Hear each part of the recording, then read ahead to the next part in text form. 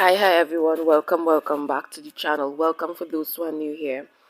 You guys, I'm gonna have to read, so I'm gonna have to read this word so that you can understand what the Holy One is saying to us, his people in this time, right?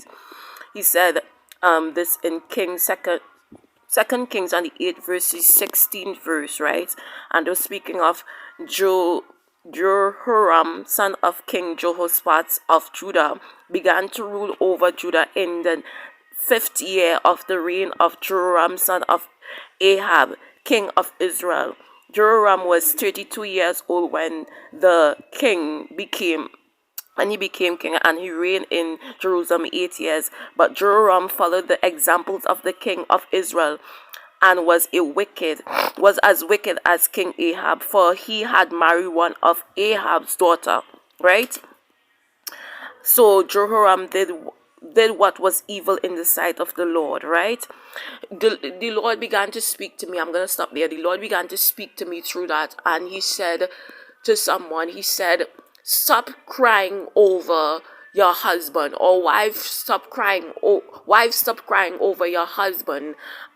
He said, do you not know that you have influence over your husband, to, even though he's the head, to stir him in certain directions that, oh God, in certain directions that you need for him to stir him into. He said, you are the support system, which is the neck that have the head upon it, right? Someone once told me that also.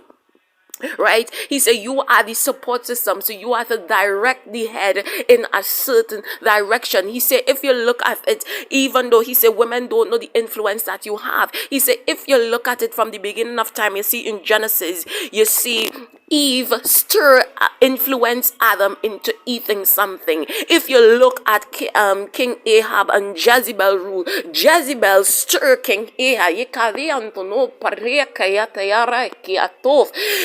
Jezebel stir King Ahab into the direction that she wanted him to go. And he said, if you look at even this relationship that I just now spoke of, the king did evil because he married someone that, oh God, did not know God, and that was of the bloodline of Jezebel. And he was, even though he had that capability to do evil, he was influenced strongly from his wife to do this. And the Lord said, what did that tell you? That's supposed to tell you that wives, you have the ability. This is why it says, going down in Corinthians, if I get that correct, he says that the believing wife shall convert the unbelieving husband. He said, you do not know. He said, use the influence that you have as the support system of the head of the body, as the support system of your husband, to lead him into the direction that the Lord intended his life to be. That you, oh God, and my Redeemer, he said, you don't know the power that you have, but the Lord wants you to recognize that power. And I'm coming as a prophetess this morning